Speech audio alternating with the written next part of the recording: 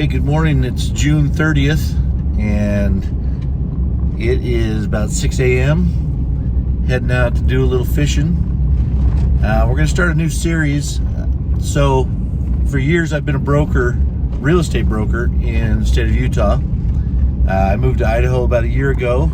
I have kept my brokerage with my partner in Utah, but over the last year, I've expanded into Idaho.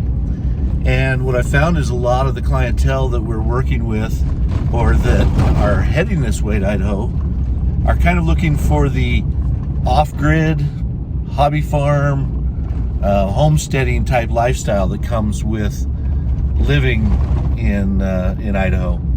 Now, there's plenty of city living as well, but for our brokerage, we're going to kind of focus on those that are looking for the off-grid living. Now, there are serious off-gridders and there are, partial off-gridders. So we're gonna touch on everything. I know some people who are die-hard off-gridders, they're gonna be like, oh, that's not off-grid living. Well, to me, I don't care if it's just a portion, whether it's just solar or wind or a little portion of off-grid. If that's what you're looking for to help be more self-sufficient, great. The other thing we want to touch on is the lifestyle of off-grid living. When you live in these areas, you're 5-10 minutes away from the outdoors, from hiking, from fishing. I do a lot of fishing. You'll see a lot of videos that I've already shot about some of the local fisheries that I'm just going to add to the channel.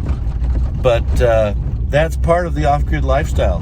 The off-grid living is using what's around you and enjoying the outdoors. So today we're going to start with fishing one of the local reservoirs, and we've had so much snow this year. Utah and Idaho, record snowfall. It all has finally melted, and the sun's hitting me in the face, so I'm going really slow here. It's finally melted, but now the rain doesn't stop. So a lot of the reservoirs are not only full, but they're murky because we've had so much water coming into them. So the fishing might not be great, but the paddling should be. So we're going to talk a little bit about just the lifestyle, as well as get into a little bit about solar and just getting started on the off-grid. So look forward to being here with you, and hope you enjoy the channel. Please like and subscribe. All right, that's my first bass of the year. He is about 15 inches, pushing a couple pounds. He's a beauty.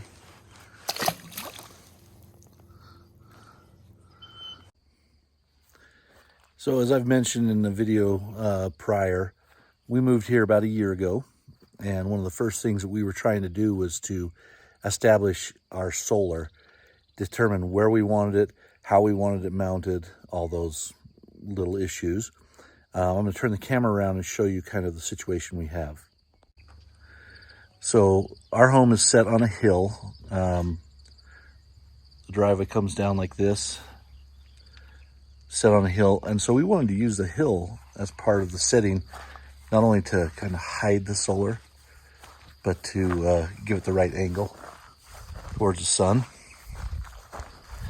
As you see, we have a 6-foot fence around it as required by Idaho state law. But what we wanted was the ground mount so that we would not have to get on the roof, mess with it. If we want to do any cleaning, it's easy to do. Any repairs, never have to get on the roof. I love how the snow just dumps right off it. We had record snow this year, and the snow usually within a day was on the ground. Panels were generating even with cloudy days. Of course, not full capacity, but they were generating well. So for us, that's the system we chose. And again, it covers everything from our air conditioner, our hot tub, our furnace, well pump, water heater, dryer, all lights, TV, all that kind of thing, computer. We do work remotely, being a broker, real estate broker. I do work from my home office a lot. And so satellite internet is important where we're at. We have Starlink, which we have truly enjoyed because it's fast. It might be a little more pricey, but you always seem to have coverage. So last year we had a huge problem with grasshoppers. Everywhere. They were eating our trees, eating all our plants, everything that grew. They were everywhere. So part of our solution this year is our free-range chickens. These are actually my neighbors that I'm grateful wander over this time. I have 20 that are being incubated by another neighbor at this time. They're also going to brood them for me until they're able to just go straight to the coop so that I can get a coop built. So one of the things that we're pretty excited about getting our flock of homestead chickens, is not only for bug control, like I mentioned, grasshoppers, beetles, ants, all that stuff.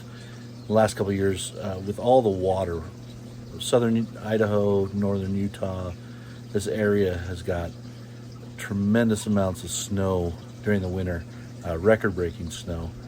And all that water just seems to help all the bugs come to life. And so for bug control, it'll be a few months, probably 6 to 8 months before they start producing eggs. Right now I have neighbors on 3 sides that all have large flocks. And so eggs is not a problem, thank goodness, because the price of eggs is still up. And so, you know, one might ask, what are we going to do once we start producing our own eggs and all the neighbors have eggs? You know, we can only eat so many. Luckily, we do have a restaurant that we can supply. And also what we like to do is like to freeze dry our eggs. We have a home-right freeze dryer, and I like to do them both ways. I'll cook them up scrambled and then freeze dry the scrambled product. And I also like to just whip them up, put them in raw, freeze dry them, and then they come out in powder form that you can bake with, reconstitute those eggs and use them anytime, and they hold forever. So another great part about the off-grid living that we're excited about with getting our chickens and our own homestead flock. So one of the nice things about the solar also that I was excited about was I had purchased extra panels for my shop, just for lighting. But when I had him come out and size the house and size everything, we actually have enough room that I'll trench over to my shop.